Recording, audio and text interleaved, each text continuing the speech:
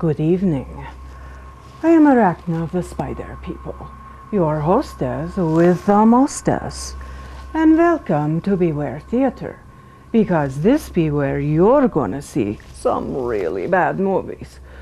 We have vampires, werewolves, aliens, monsters, and of course, the undead.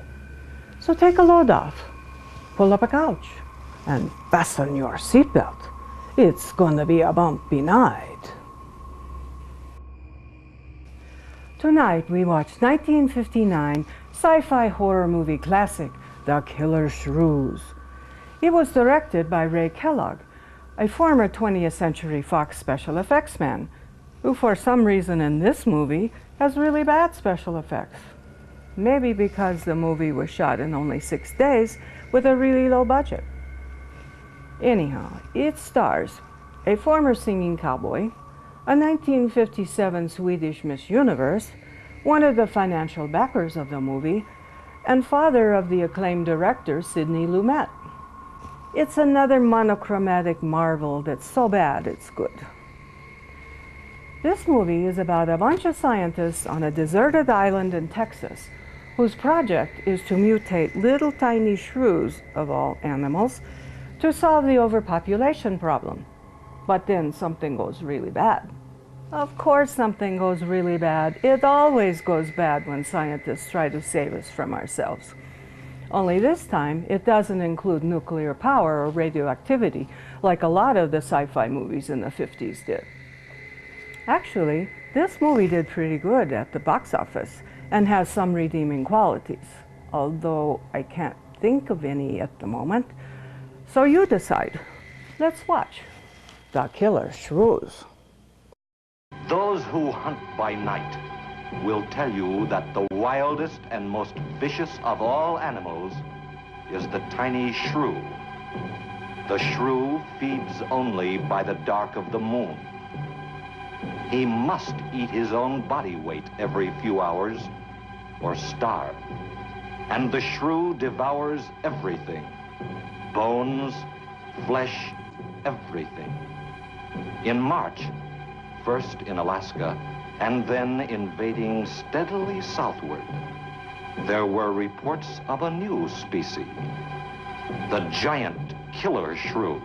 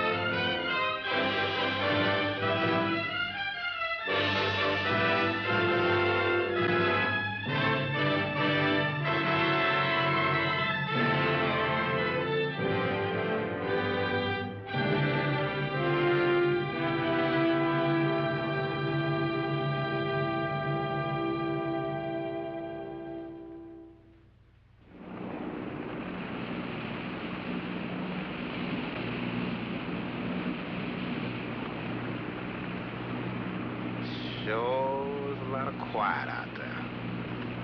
Almost smell it, can't you? No, but I can feel it. That pressure's dropped so fast, it's almost made my ears pop. Hurricane's got different ways of telling you it's there. Where is it? Dead ahead. What's that mean to us? My boy, that puts our port right in the middle of it.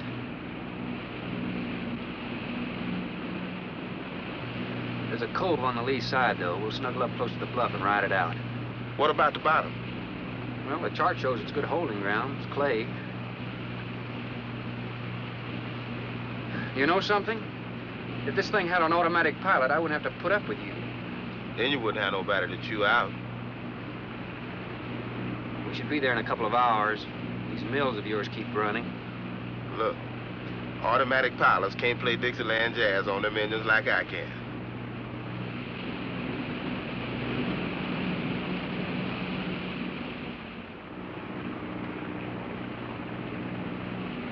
Hey, Rook.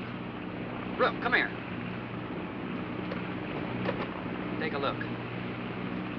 There she is, dead ahead.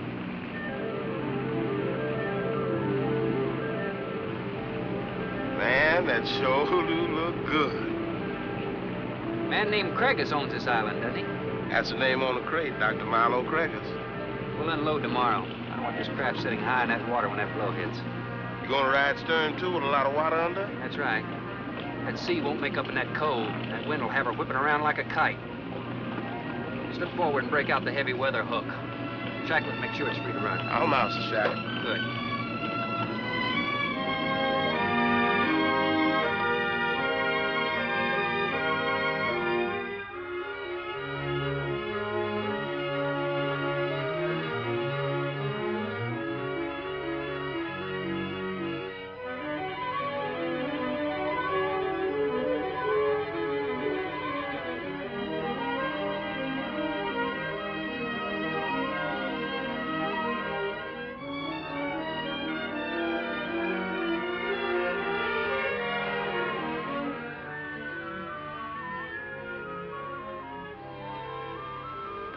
Oh, she'll ride like a duck. If she swings too far to starboard, we might have to take a check line to shore. Hey, Rook, take a slant up that trail. Now, that's a rather strange setup, wouldn't you say? Looks like somebody's getting rid of somebody, huh, Captain? Maybe. Hard to tell.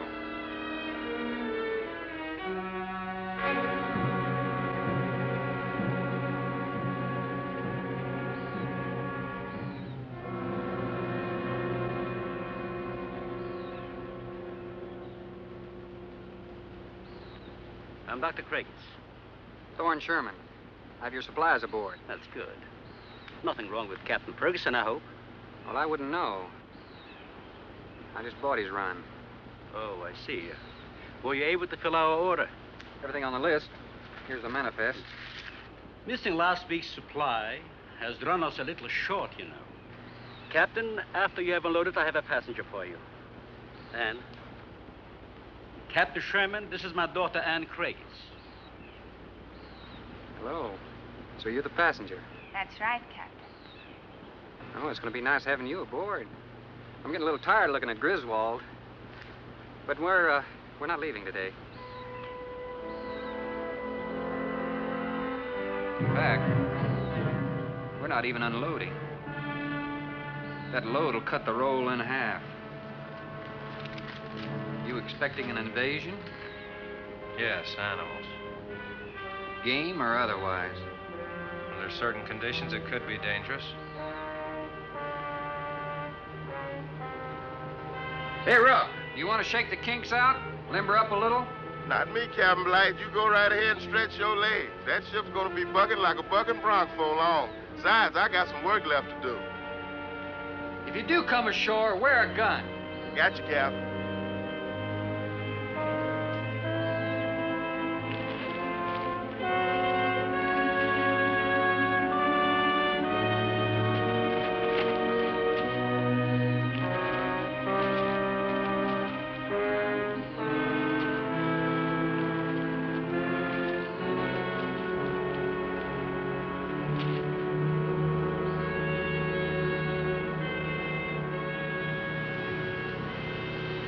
When I told you about the hurricane, you act like you didn't know anything about it.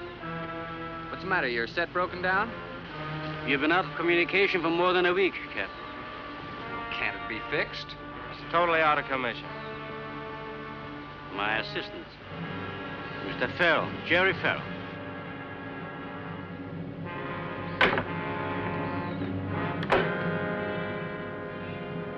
Father, perhaps the captain would enjoy a drink.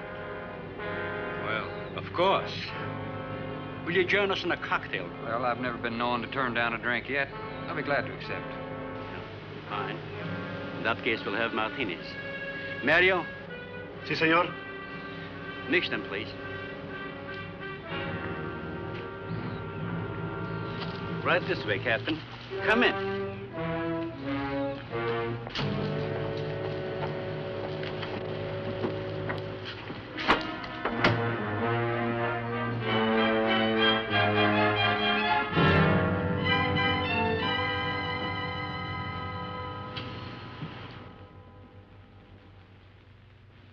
Everything here you need? Oh, we are self-sufficient here. We have cows for fresh milk and chickens for fresh eggs.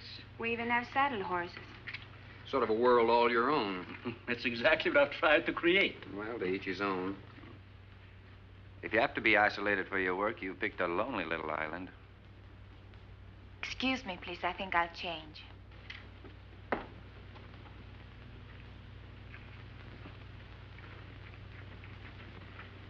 Well, she's a little worried because you aren't leaving until tomorrow. Well, I can understand that. But there's something else bothering her.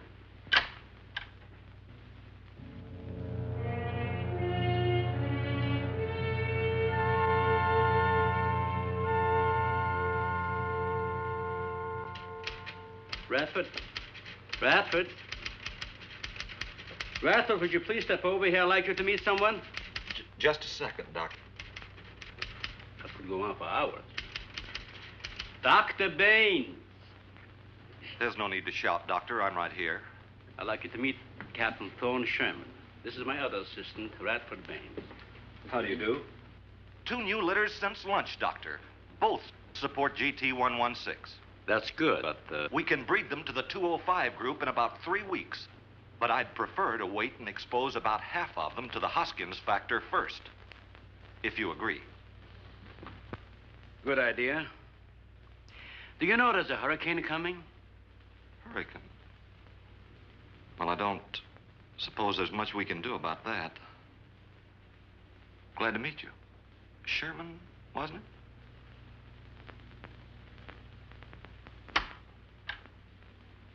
You have to excuse Radford.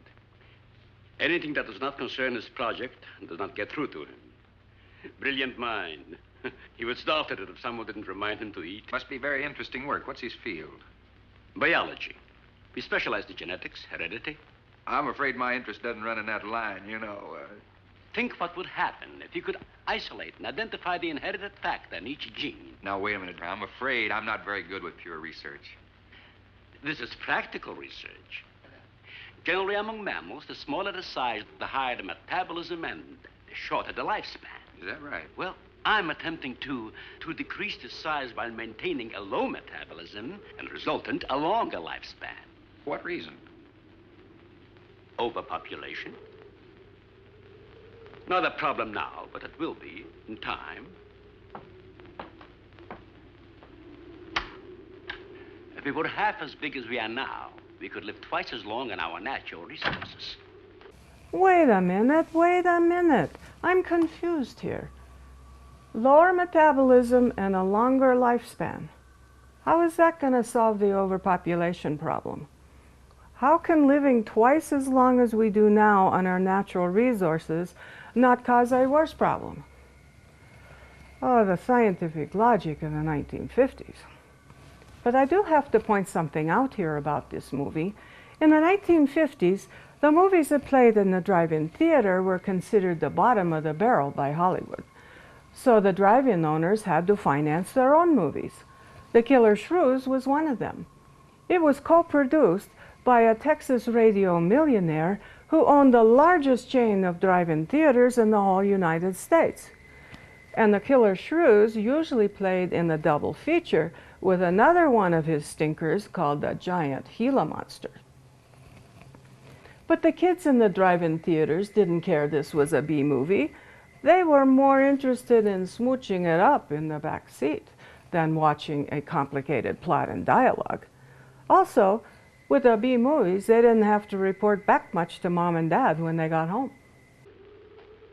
Father, may I speak with you a moment? Will you please excuse us, Captain? Well, providing you drop the captain, I prefer Thorne. No. Well.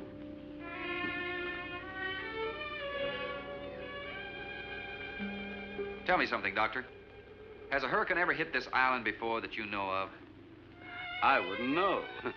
You've only been here 9 months, and this place has been unoccupied for years. Well, have you ever been through one? Only the fringes. Well, this one's building up very fast. Pressure drops very quickly in the center. I'd advise you to get some doors and windows open in this place. Ventilators on the roof.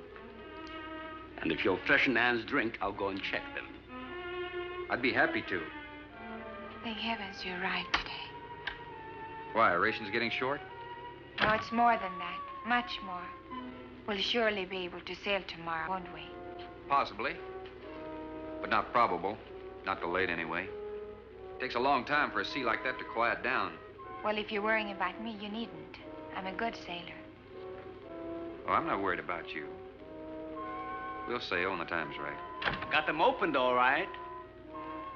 Well, Captain, let me freshen you a drink. One for the road. Not trying to rush you, but it will be dark soon. I've invited Thorne for dinner, Father. Oh, I see. If you're not worried about your ship, you're welcome. I'll take a rain check on that dinner. If you wish. Father, I've asked Thorne to stay. Progress, Doctor. This is the sole survivor of Group 30. 28 months old today. Well, that's equivalent to 140 years to us. That's right, yet it still maintains low metabolism without any sluggishness. It's not the breakthrough, but it certainly sets our course. Radford, suspend series 52 through 96, and we'll concentrate on the rest. What is that? It's a Sorex cericidae. Looks like a small rat. Smells like a skunk. They have musk glands in their knees. And these little fellows are our subjects. They have a birth cycle of 10 to 14 days. And using them, we can establish traits. We can trace the progressions through a number of generations over a short period of time. Well, how big do they get? That's an adult. See, their muzzle is longer and thicker than the rat's. It extends over the lower mandible, see? Does he bite? Only when he's hungry. Well, maybe you better take him. He doesn't know me. All he knows is his next meal. He's just been fed. He'll be all right for another 8 hours. The shutter blew open. Radford? I got it, senor. Don't let that scare you. It's going to get worse. Storms always frighten her, ever since she was a child.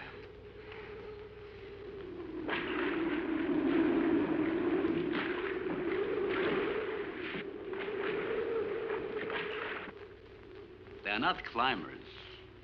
They are digging animals, a lot like the mole. They feed only at night unless they're starving.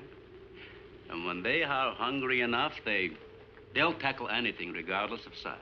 No kidding. Mm-hmm.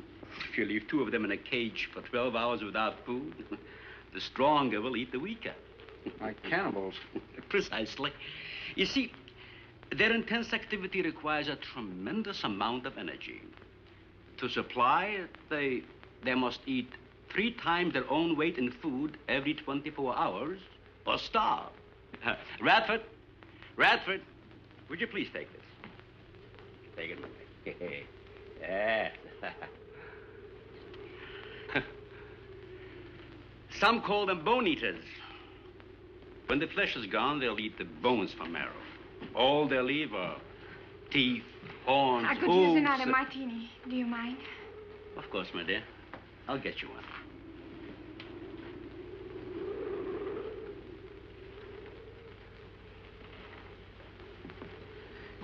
There you are. Mario! Aquí, por favor. Mario will show you to the bath and you'll freshen up a bit. Here be el señor al baño. Sí, señor. Sígame, por favor. Excuse me.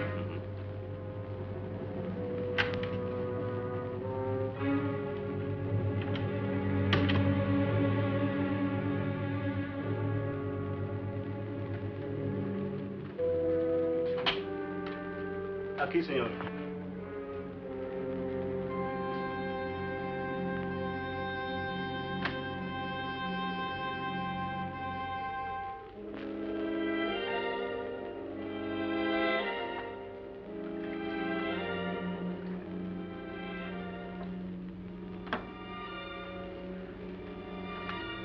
You got a problem, too?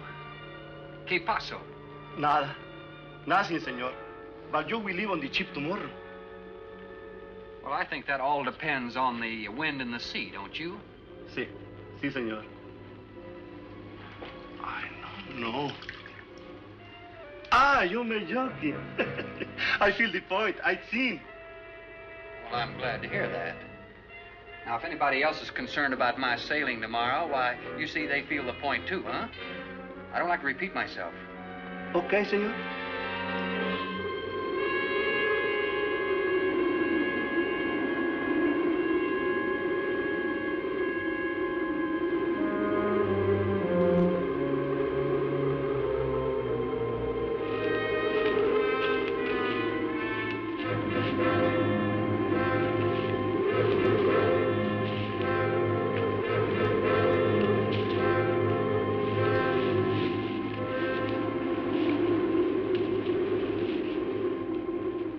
I know, but I'm not saying that you created them, Jerry.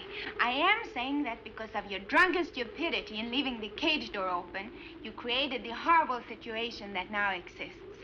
Look, Ann, this is a mistake any one of us might have made.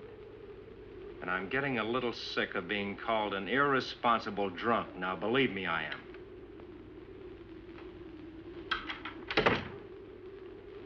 Excuse me.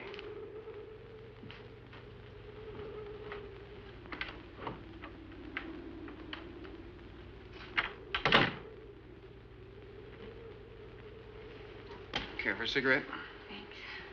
And thank heavens you arrived today. You said that before. What's the strain? That don't make sense. Please excuse me. But it seems like everything is coming to a head at once. Oh? I want to leave, but I want my father to go with me. Well, then, why doesn't he? We've discussed it many times, but he's adamant. I'm sure Jerry has a lot to do with this decision. He tried to convince me that the crisis will only last for a few... Wow. This is certainly a cozy little scene. Might even be called intimate. Boy meets girl and all... Stop it, Jerry. That remark is uncalled for. What I do or have to say does not concern you.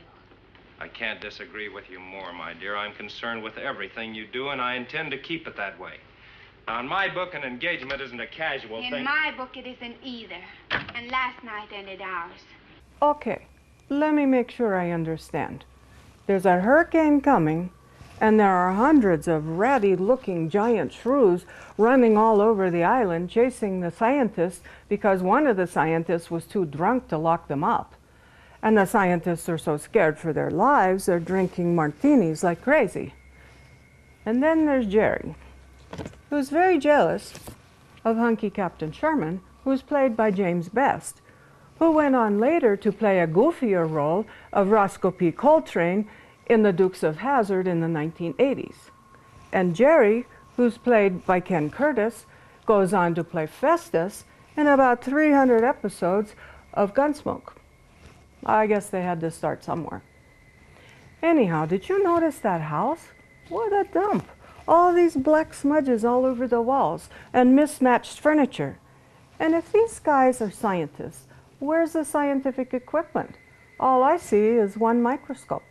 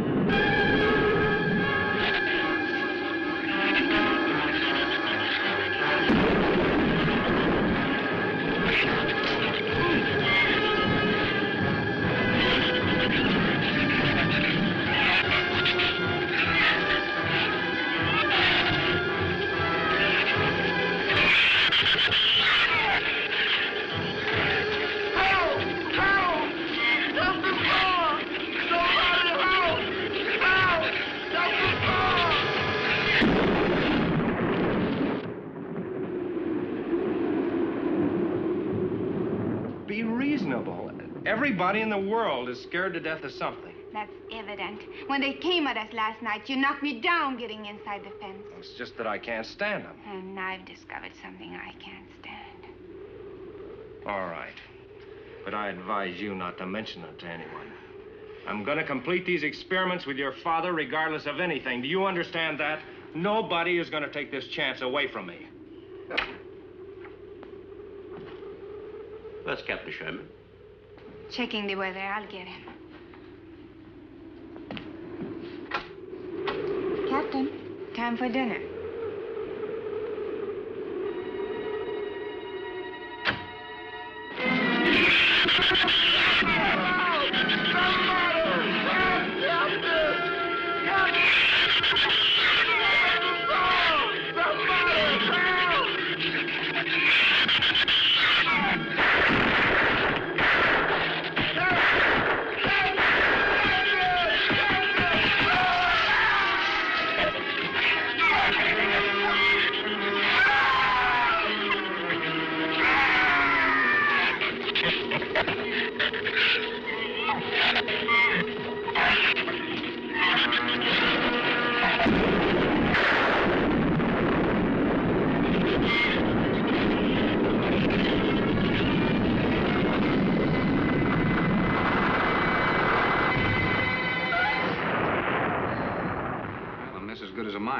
Say.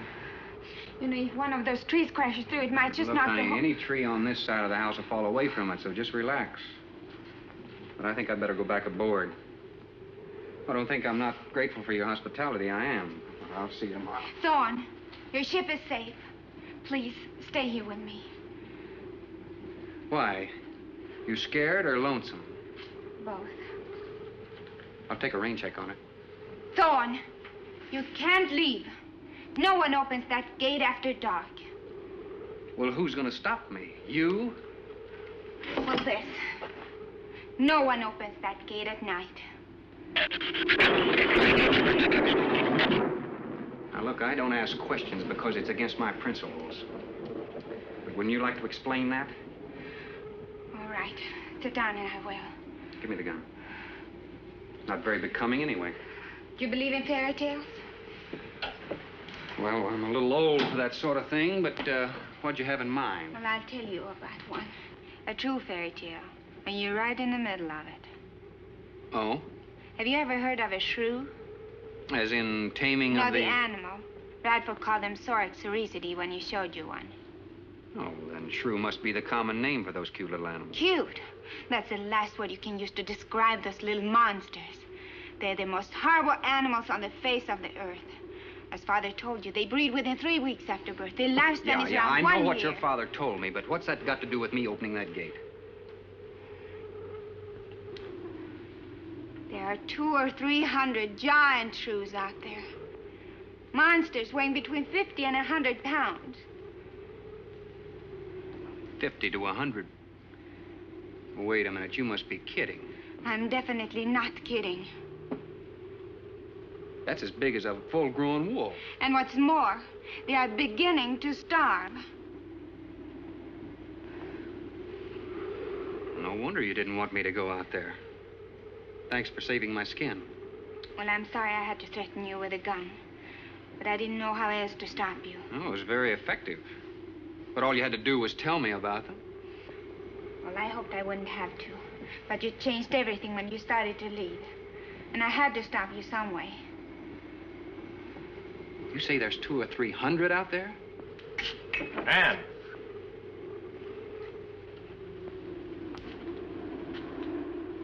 That's right, Captain Thorne. And if you'd stuck with your rowboat and played captain instead of trying to play detective, you wouldn't have to worry about how many are out there, would you? That's enough, Jerry.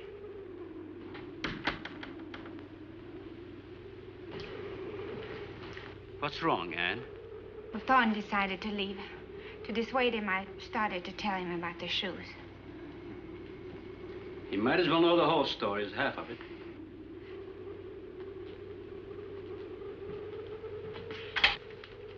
I guess we're all a little jumpy, Captain. Yeah, I'm sorry.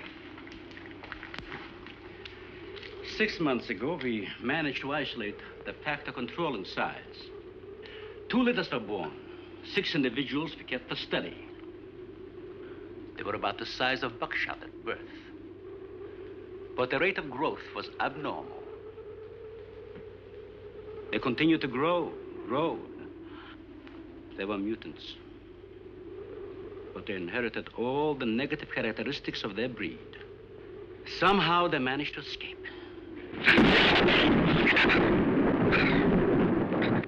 But a month later, we saw one of their offspring.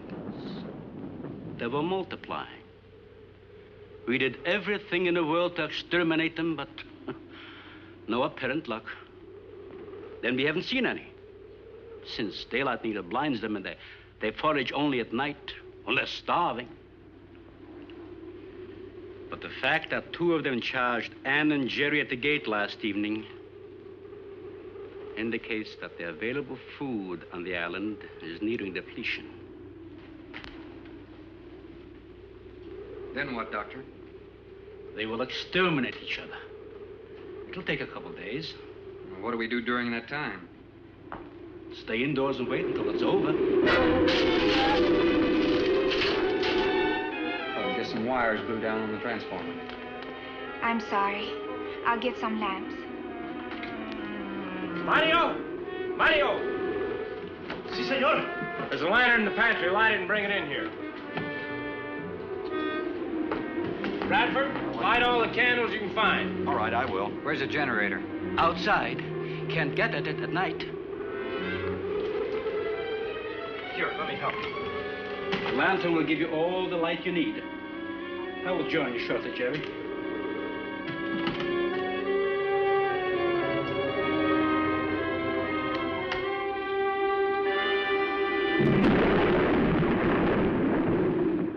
Well, Jerry, I felt she was sincere and made sense from her standpoint. Wanting her father to leave the island with her makes sense? It'd be much better for the project if I went with her for a few days. As a matter of fact, I think I'll talk to the doctor about that. That might be the answer. And another thing, I don't take much to this Thorne Sherman. He looks to me like the type that'd try anything. That left-handed dinner invitation. That was just to keep me here till after dark, wasn't it?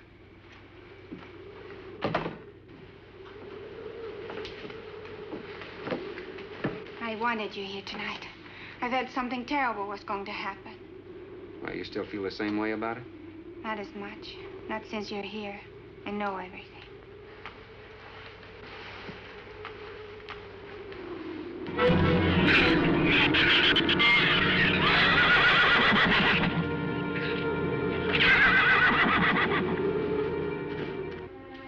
I love an open fire, don't you? Mm-hmm. The wind has a lonesome sound, doesn't it? Sure does. Like in Sweden, we don't have a wind this strong. You're a strange man, Thorne. I never met anyone like you. Oh? You seem so disinterested in everything. Aren't you the least bit curious? Don't you wonder about the unusual things around here? The guns, the fence, the shattered windows, my accent, anything? I'll tell you something. I'm only interested in anything that concerns me, then I do something about it. You're going to sail with me tomorrow, whether your father intends to or not. What did she say? Something bad is going to happen? Going to happen? It's happening right now. All these shrews are running around eating everything in sight, including poor Rook, who was just trying to shore up his boat. Your experiment backfired big time. Not only did you create giant shrews, but what's worse, they look like ratty old collie dogs in bad costumes, and they've trapped you in your own house. Do you remember this doomsday prophecy at the beginning of this movie? It says that these giant shrews were migrating from Alaska. If the shrews can't swim, how did they get to this island in Texas? Good thing the kids back in the drive-in don't care about these kind of inconsistencies. And what about Anne's thick Swedish accent? I can barely understand her. You know, if one of those trees crashes through, it might... We'll surely be able to sail tomorrow, won't we? Aren't you the least bit curious? My accent? And she keeps asking Captain Sherman if he wants to know more about her accent. Honey, he doesn't want to know about your accent. He wants to know more about your body language, if you get my drift.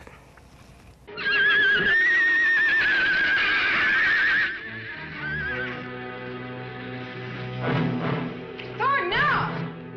Father, Brad! Out there!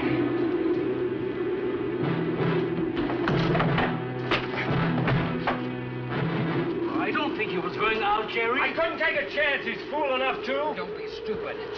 I had no intentions of going out there, opening that gate. Now somebody needed it. Did you hear it, Doctor? It sounded like a human voice. I was thinking of Rook. It was the livestock. The shrews got into the barn.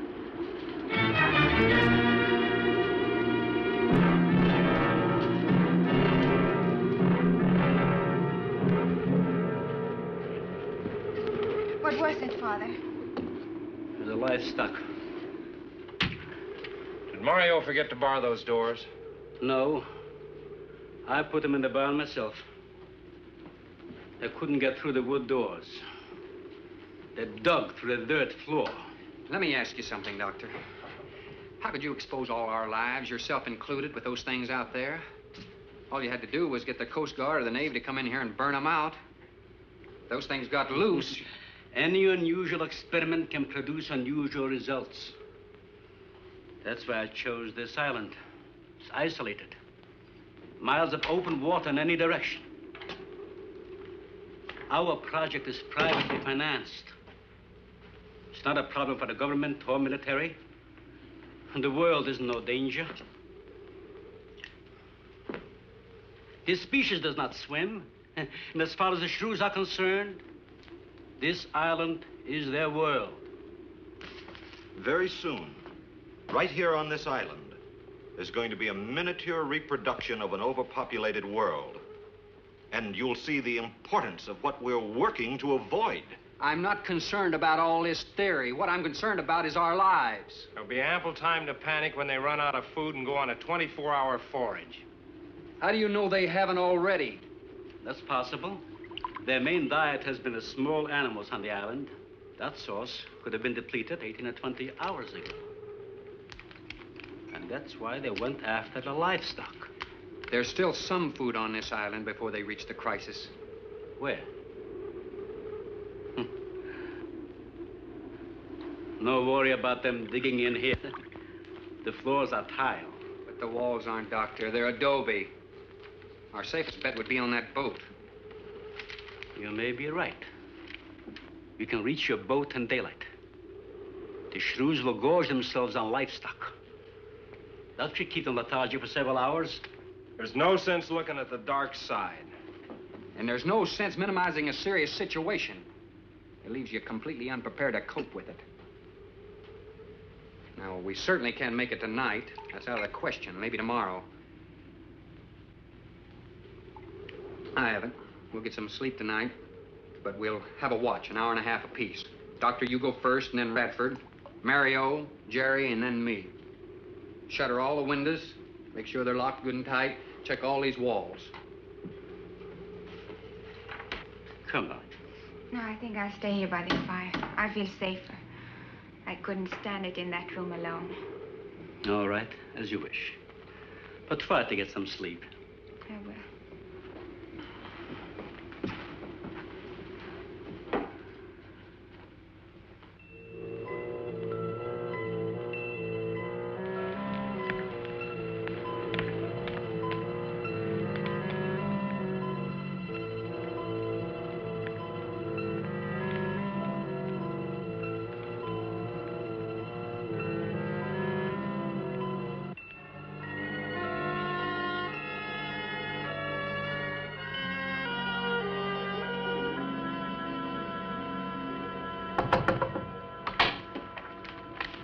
Senor Farrell, here is Mario. You are next to make the patrol, no? Sure, Mario. Come on in. I've been waiting for you to finish. I must have dozed off. You kind of startled me. Sit down. Here. Have a drink. It'll help you to relax. Gracias, señor. Sit down. Mr. Wild. You just checked every room in the house, didn't you? Sí. Fine. You're a good man, Mario. A man that can be trusted.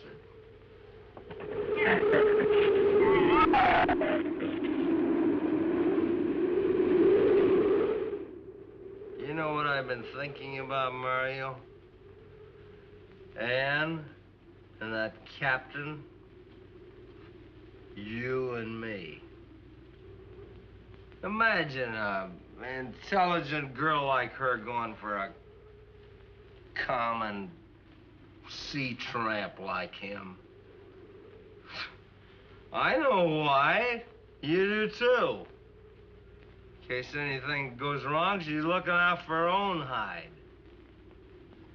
That's why I keep thinking about you and me. Anything goes wrong, we're gonna outlast them all.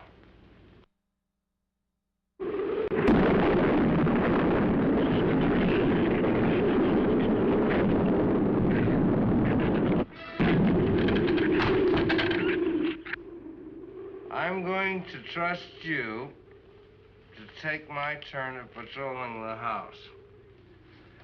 But when you finish, don't wake the captain. Come back here and get me. See, I'll probably feel good enough by then to take his turn.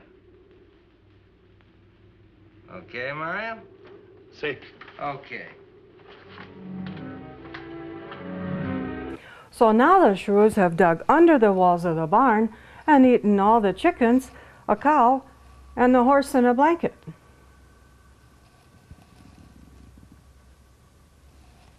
Don't see that every day. I'm sure glad, however, I don't have to clean up after them after they've eaten all that food. I hope that shabby old house holds up better than the barn, but I wouldn't bet on it. Even though Dr. Craig has said it has tile floors, it has adobe walls, and in all the rain from the hurricane, those walls could get soft and the shrews could eat through them. All the rain from the hurricane.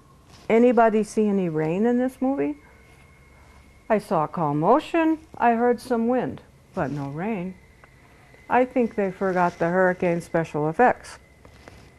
And it's my guess that's the difference between an A movie and a B movie. And that Jerry's a piece of work. I don't know what Anne saw in him. But of course she doesn't care anymore because she's got her eyes on hunky Captain Sherman. And poor Mario, he was also used by Jerry. But the good news is Jerry's not going to stand and watch tonight because, well, Jerry's so drunk he can't stand. The people who should be drinking in this movie are the audience. What do you think, Deadly?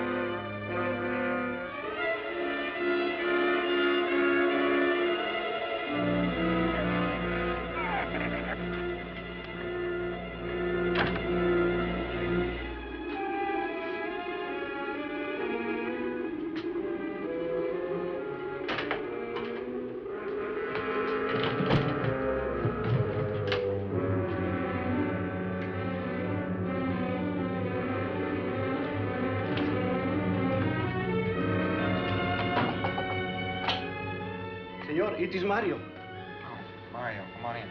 What is it? There is a big raton in la bodega. A shrew in the cellar? See, I hear him singing down there. Well, how did he get in?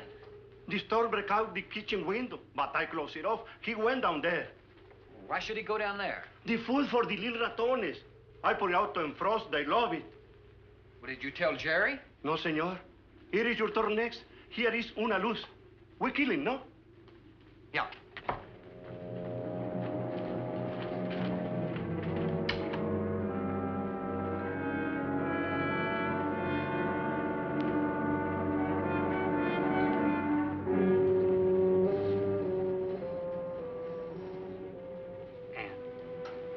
Ann, wake up. A shrew got in. It's all right. He's down in the cellar. Now, we're going down after him. But I don't want you to let anybody open that door till I tell you to. You understand? Good girl.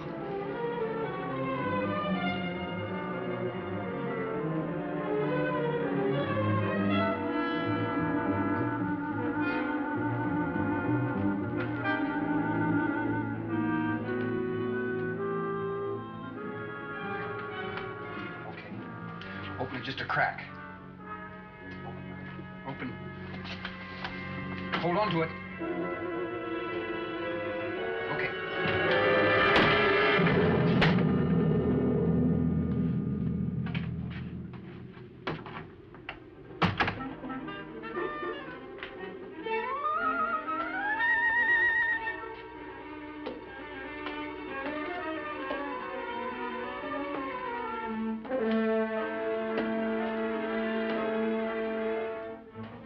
You take that side.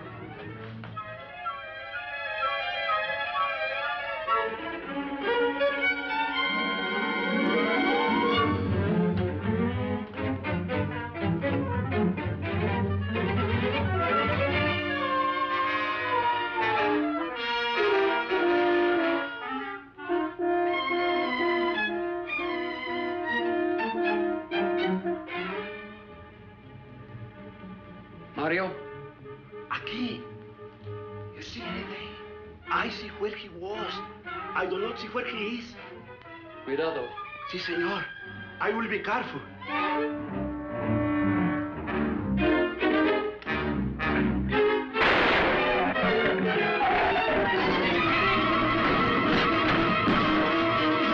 got him.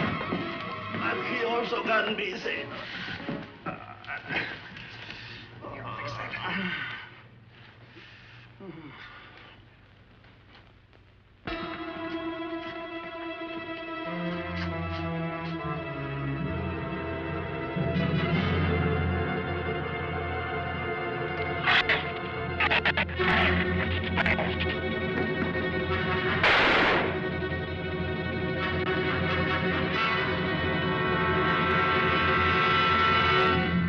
You all right down there? Doctor, get down here, quick!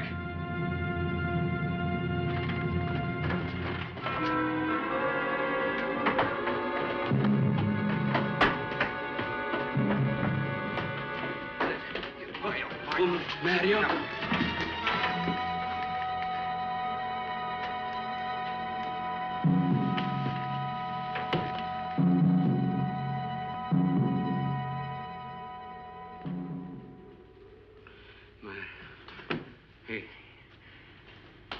He's dead. Dead?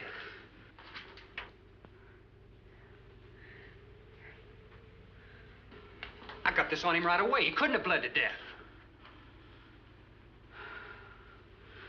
Might as well let go of it. Won't do him any good now. What could have killed him? I'm not certain. Till the autopsy. Hemotoxic syndrome. I'm afraid so. We'll know after pathology.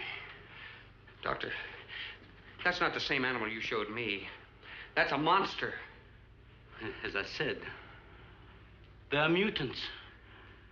In controlling the size factor, we seem to have crossed some of the other characteristics. Well, you certainly did a good job of it. I've known that for some time, Captain.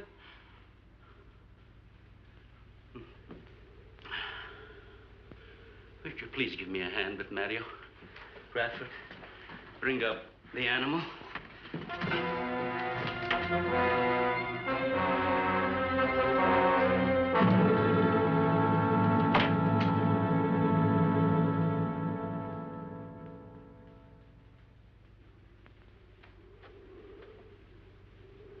An extremely high poison content in the shrew's saliva. Now compare it with this. Careful count isn't necessary.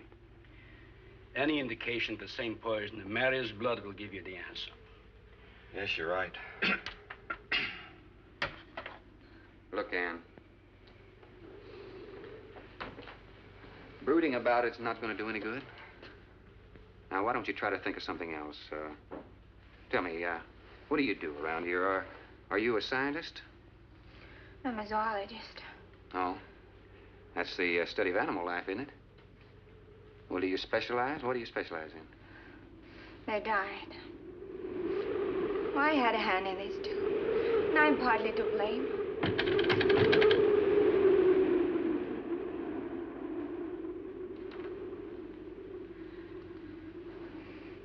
But this ends it. If we ever get off this island, I'll never have anything to do with it again. What will you do? Live normally, like normal women do. May seem a little dull after the life I've been living. But rather dull and alive than excited and... I'll take a dull, alive woman every time.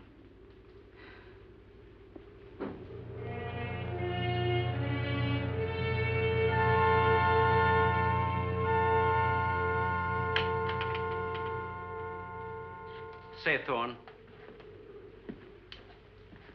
the autopsy has proved what we suspected. Several weeks ago, I concocted the most virulent poison I could with the materials I had at hand. And we put it out as bait. Mario was killed by poison. Doctor, I wonder if you thought the system of the Sorex enabled them to assimilate that poison. It remained in the salivary glands of their jaws. Isn't that wonderful? Well, I am sorry. Of course, I always speak from the clinical point of view. Well, don't you have something to counteract that poison? Once Maria was bitten, I'm afraid there's nothing anyone could have done. This indicates that we cannot afford to get even so much as a scratch from these animals. They're more poisonous than snakes. What, do you think they're all affected? Best way to find out is let them all bite you and see which bite you die after. We might just all get that chance, Jerry. You included. Doctor, I've closed all the doors in the house. I suggest we do the same thing with this hall and this lab. It'll cut down the chances of getting in the front of the house. I think if we keep a close watch on those walls and windows in there, we might make it till daybreak. The walls are 2 feet thick. Do you think they have a chance to dig in? Of course there's a chance. Anywhere that plaster's off, that adobe's as soft as mush where that rain hit it.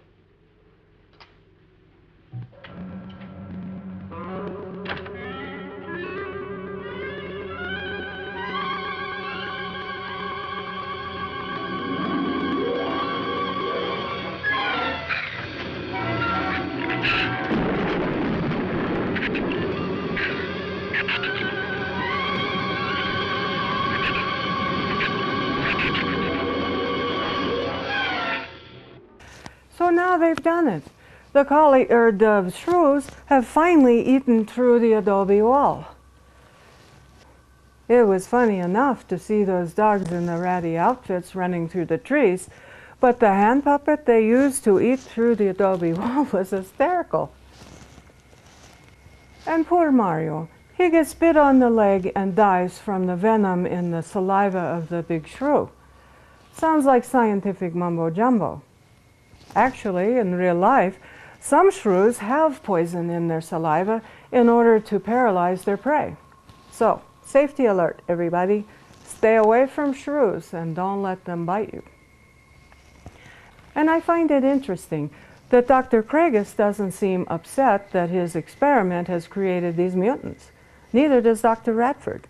Of course, Dr. Radford's excuse is he is being played by Gordon McClendon, the Texas millionaire who financed this movie, and I think him not caring is actually his not being able to act.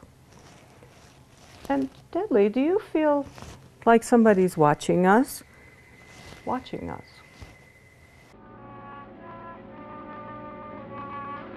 It's not a bad idea, Doctor. But here's another possibility, Doctor. It's very light out. It's going to be daylight soon. We'll take the shrew that killed Mario and throw it over the fence and use it for bait. If they show up for it, of course, they'll run for the boats out. But if they don't, then I'll go down and have Rook lay to with a lighter. Then I'll return to the bend and the trail and give you the all-clear signal. Sounds fine, Captain. Good. Then you explain it to the rest. Yes, I will.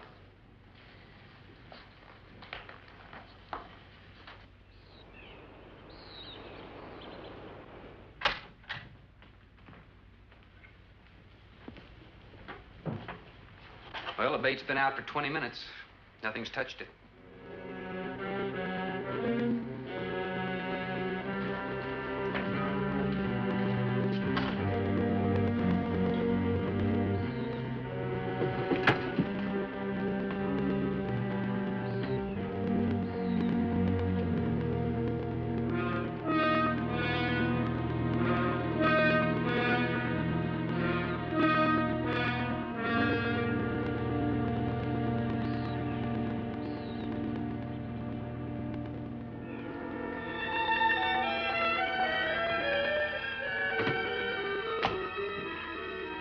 Even the wind has gone down. Isn't that wonderful? I'm afraid it's not over, my dear. It's just a lull. There'll be a lot more. He's right. I'll be back at the bend shortly. Now, you watch for my signal. Huh? You can't go alone. I'll go with him. Not you, Father. You haven't even fired a gun. Take Red or Jerry. Sure, I'll go. Then you'll be sure of getting the signal.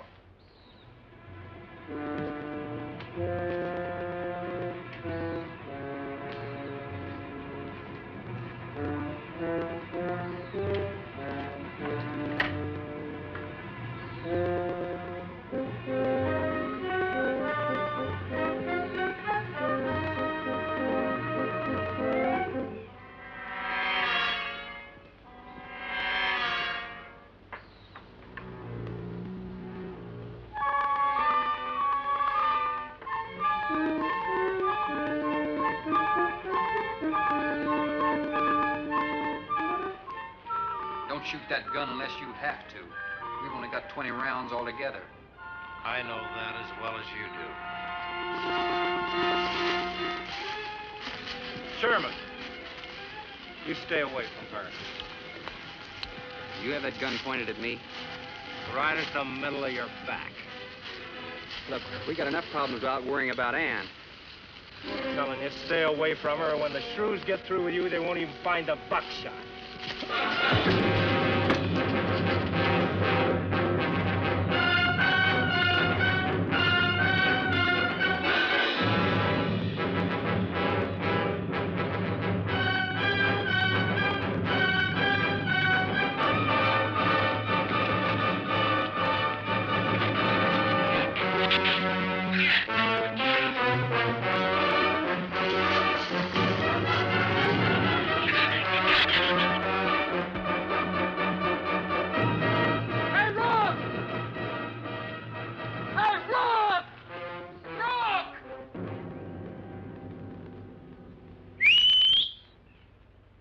Where's this gift? I'll follow that check line. I gotta find him. Since last night, you won't find much of him. Would you shut up? I'm not going back. You're what? I'm staying here. All right. You suit yourself, but if I were you, I'd swim out to that boat. Can't swim. Then stay here. Wait a minute. You gotta give me a gun. Give you a gun? Sherman, wait!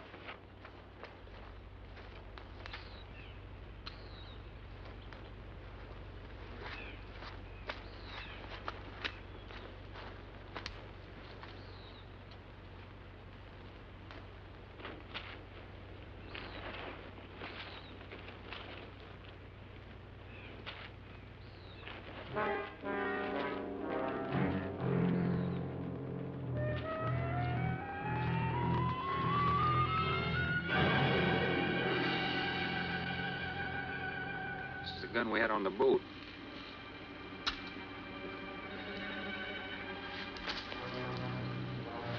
They don't leave much, do they? Sherman, we gotta make a deal for it. What is it? Shh. They've been trailing us on both sides. Where? I didn't see anything. Look, Sherman, you gotta give me a gun. All right. Whatever you do, don't you run. And you stay in front of me, because I don't trust you.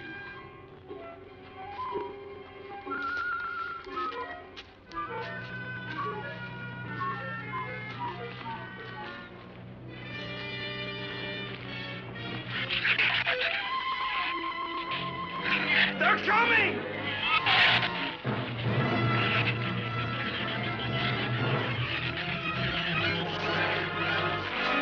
Open the gate! Open! Open the gate! Open the gate!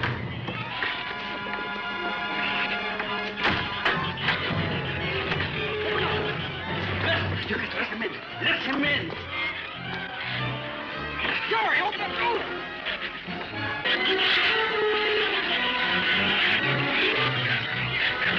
You let him in! Jerry, the Shrews were out there. I couldn't take a chance.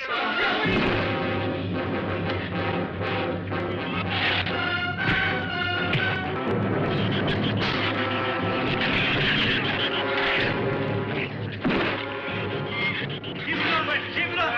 Get back.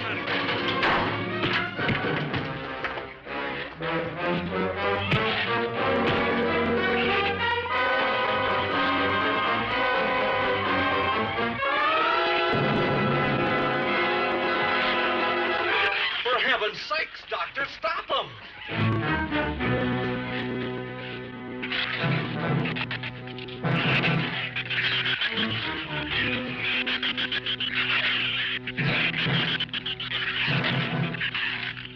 I told you that Jerry was a jerk. Too bad he wasn't bit by the shrews instead of Dr. Radford. Actually, the guy who played Jerry, Ken Curtis, was a very talented actor and singer. He was a vocalist with the Tommy Dorsey Orchestra and was also known as a singing cowboy. Plus, he co-produced this entire movie. Too bad those qualifications didn't help him with the movie. It would have maybe been better. And I don't blame Captain Sherman for beating the crap out of Jerry after he locked him out of the house with the shrews on his tail. What I was more impressed with, however, was how he jumped up and over the wall. Goes to show the motivation you can have when you have ravenous shrews chasing you. No wonder he wanted another drink. And speaking of drinking, these scientists have been drinking a lot in this movie. Maybe they are immune to alcohol because they use chemicals every day. I don't know. If I drank that much in an hour, I'd be passed out. What do you... Deadly? Deadly? Too many martinis from Deadly. But of course he can't hold his liquor because, well, he has no body fat.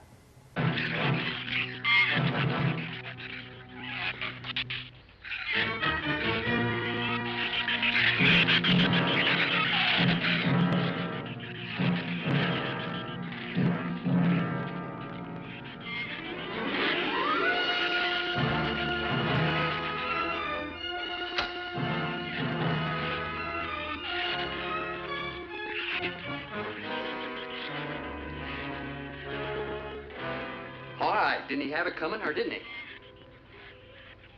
What happened out there? Oh, nothing much. Jerry just tried to kill me twice in the last 5 minutes. Rook came ashore last night. He's dead.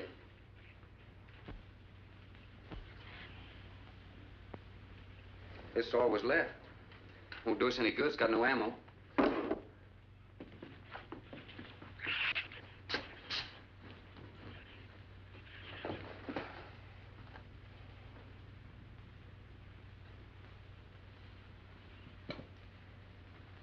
I'm deeply sorry, Captain. I wish you had followed your orders.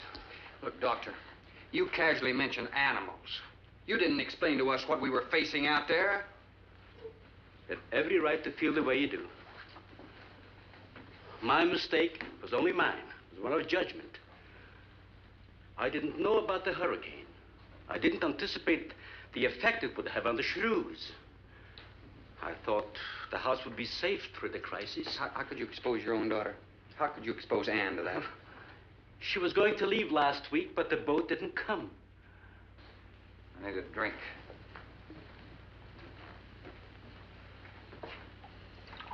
Anybody else care for one?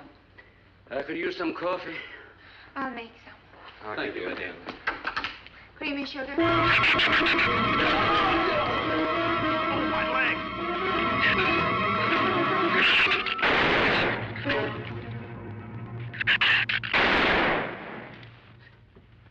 Slam the door! You all right, Doctor? He just ripped my trousers, that's all. Are you sure that's all there is? I'm completely aware of it, Doctor.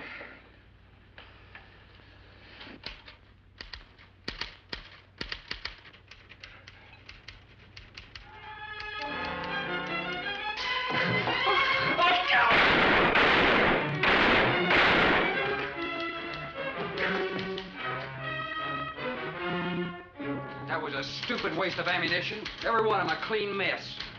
There's still 4 of them in there. How did they get in? Through that kitchen window. That rope must be rotten. It got him! Radford!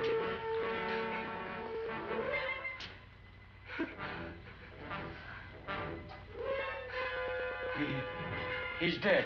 Oh, no.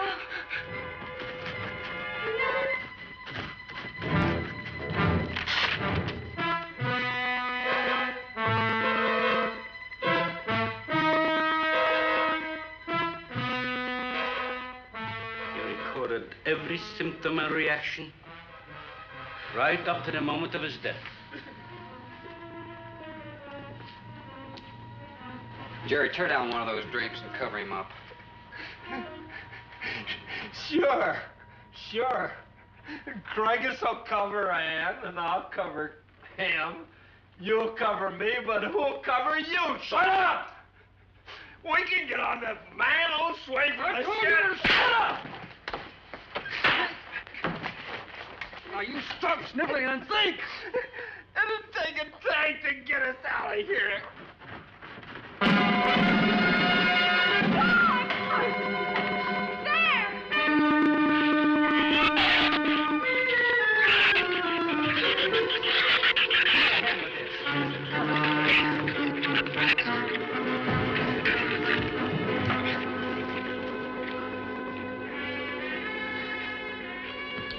It won't take them long to dig around this. You're right. No telling where else they're digging, too.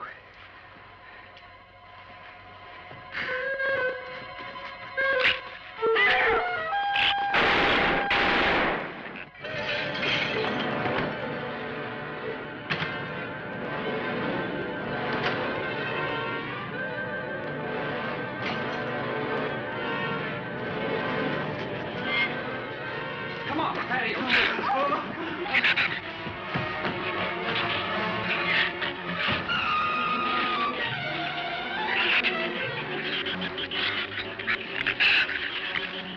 Not enough stuff here to barricade those walls.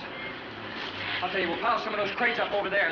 The roof's our last chance. Here, help me, Doctor. See if you can find something light. All right.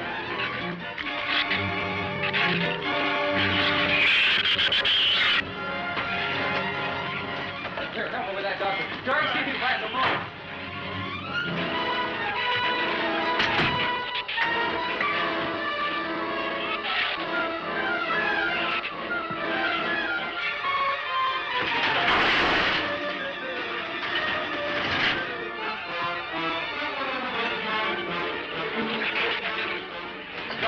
Yes. Use these chemical drums as tanks. Individual tanks. Here, I'll show you. All right. Stand down here. Yep. Let it down now. All right. Slow. All right. I mean, all right? Yeah.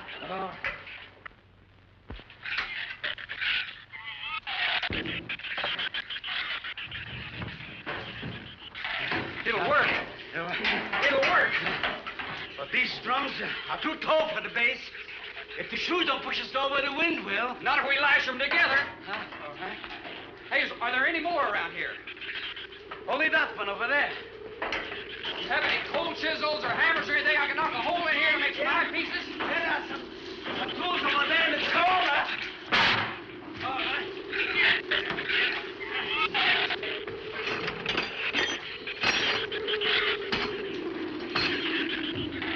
Hey, here's another one.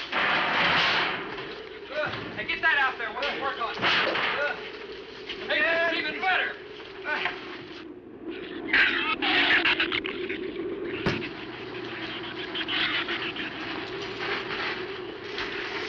Give me a little more slack. Get some rope and put it on that latch so we can reach from the ground.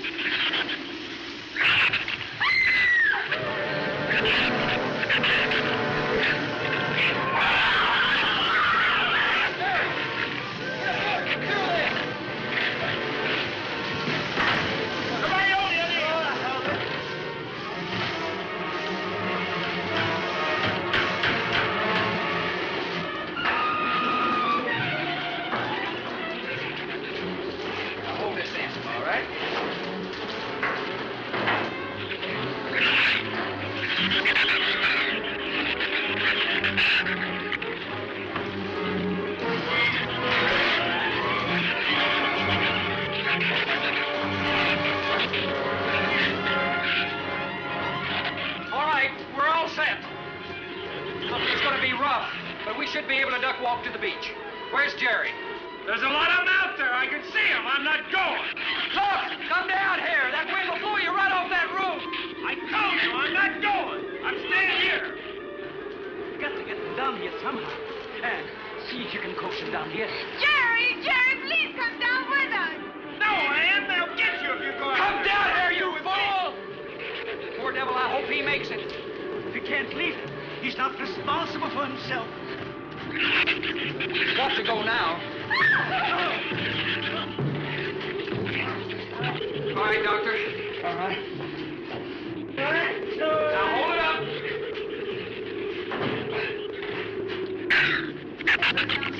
All right. Everybody ready? I'm going to open that gate. Ready? Ready. Okay, here they come.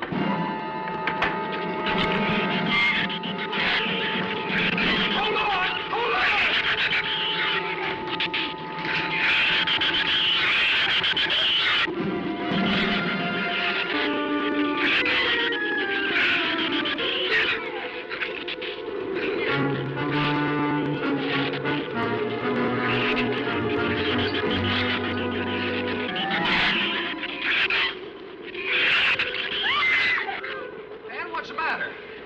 Your side's dragging.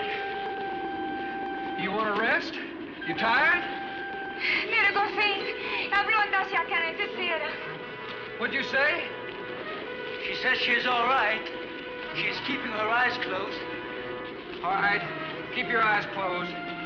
They can't get at you through the slit.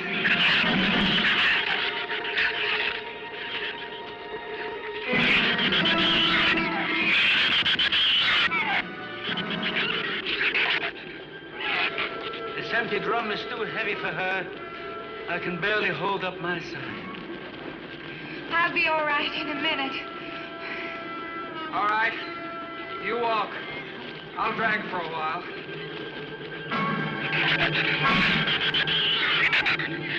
Listen, don't let their head get under. They'll flip us over.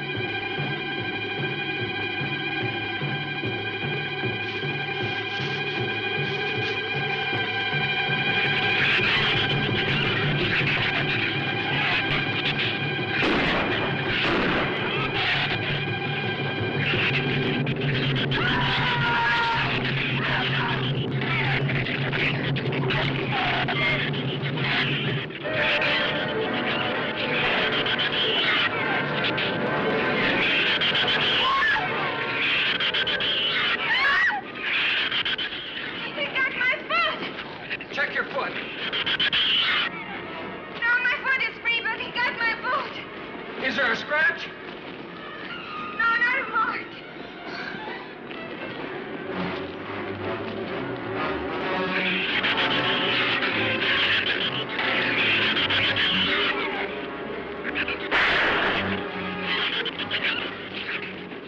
Keep moving. Let's go! Let's go!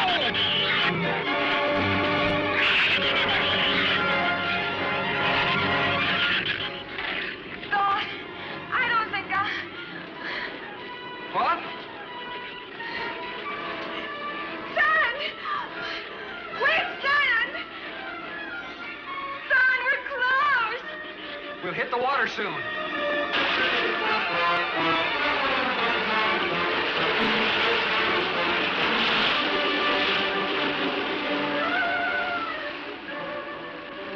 It doesn't sound like they're following us anymore.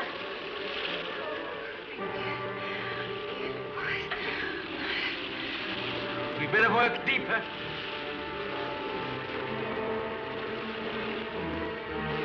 I'm about drowned out. Okay, let's swim for it. Okay.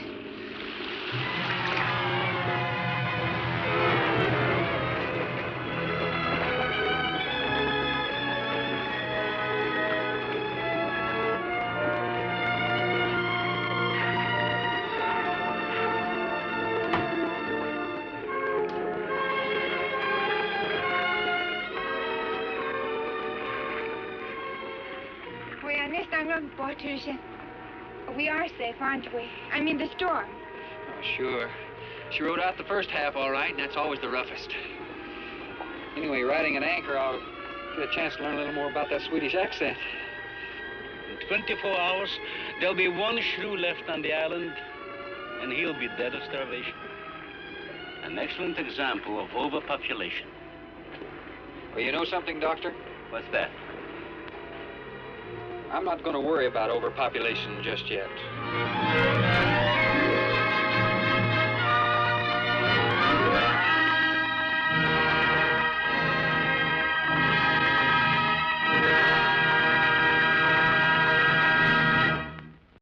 So there you have it, a tale of well-meaning science gone really, really bad, drunken heroics, and some ratty-looking collie dogs dressed as shrews, and a welded-together Sherman tank that saves the day. You know, a tank welded together by Captain Sherman, Sherman tank, whatever. This movie teaches me that saving the planet can have serious drawbacks if you don't get your science right. It also teaches me that love conquers all. However, on the downside, love can also contribute to the overpopulation problem, well, through love. So until next time, or not, this is Arachna of the Spider People, wishing you nighty-night, and don't let any ratty collie dog shrews bite. Their venom's poisonous, you know.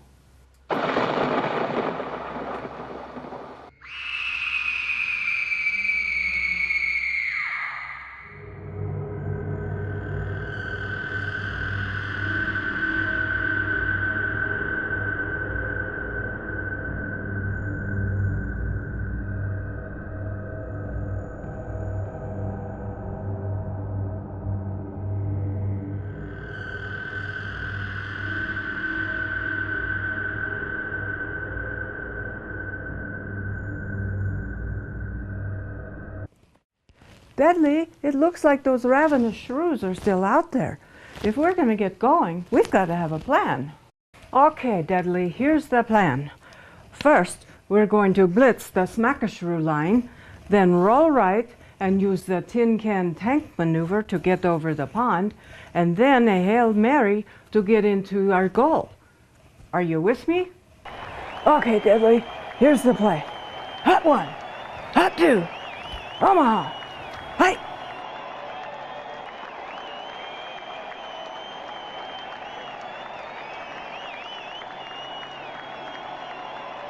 Okay, Deadly, time for defense. Smack-a-Shrew, Smack-a-Shrew, smack 'em till we can't get through. Smack-a-Shrew, Smack-a-Shrew, Smack 'em till we can get through. Okay, Deadly tin can tank maneuver.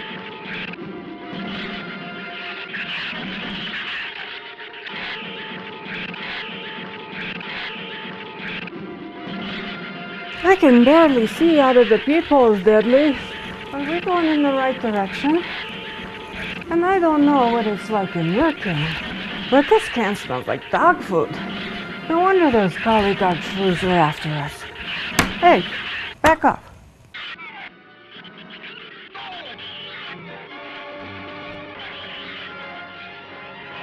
Hey, Deadly, go along. Here are the car keys. Start the car. Keep it running. I'll be right with you. You try running in 4-inch heels. Oh, Deadly, I think we finally ditched those shrews. Let's get going. And you know, the next time we want to go out to dinner, I'm just going to order a pizza and have it delivered. This is too much trouble. What do you think?